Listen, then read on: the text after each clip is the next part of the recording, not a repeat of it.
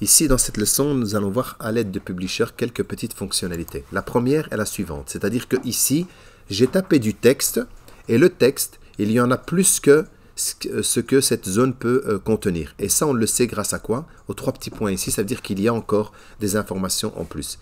Alors, pour déplacer l'information du texte qui est ici et qu'on met dans les autres zones de texte qui sont là, pour quelle raison on pourrait faire ça? Se dire, par exemple, la zone qui est ici juste en dessous, c'était par exemple pour insérer une image. Par exemple, je vais mettre cette image-là.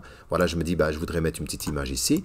Et je voudrais que le contenu de la suite des informations vienne se placer dans le conteneur suivant, donc dans la zone de texte suivant. Il suffit simplement d'aller dans les trois petits points qui sont ici. On clique une fois. Et là, j'ai maintenant un petit verre, comme ça, un gobelet, dans lequel il y a la suite du texte. Et je choisis ma zone de texte dans laquelle je voudrais venir placer la suite des messages qui sont cachés. Je clique, voilà la suite. Et là, je remarque que tout le texte ne s'affiche pas encore ici. Donc, j'appuie encore une fois sur les trois petits points. Je peux aller même dans la page suivante. Et là, je vide mon entonnoir. Et là, je remarque qu'il y a encore de l'information. Alors, soit je peux tirer un petit peu. Et voilà, là, j'ai l'entièreté. Voilà. Ou alors, si ça n'allait pas, il suffisait de recommencer la même chose, mais recliquer dans une autre zone de texte. Donc ici, je vais un petit peu élargir celle-ci, c'est simplement parce qu'il y avait un espace qui ne servait à rien là, raison pour laquelle on ne voyait pas toute l'information. Voilà, donc comme ça, ici, vous avez vu comment on peut déplacer le texte supplémentaire.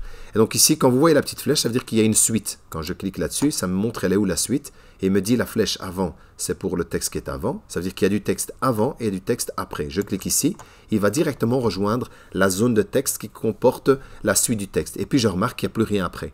Bien sûr, ici, c'était simple pour vous parce que vous voyez qu'il y a une zone de texte là, l'autre, elle se suit ici et l'autre dans l'autre page. Mais ça aurait pu être des zones tout à fait différentes. Une zone qui est tout en haut ici à gauche, une image à droite, une autre image à gauche, et puis une autre zone de texte à droite, et ainsi de suite. On peut montrer le chemin où les informations sont installées.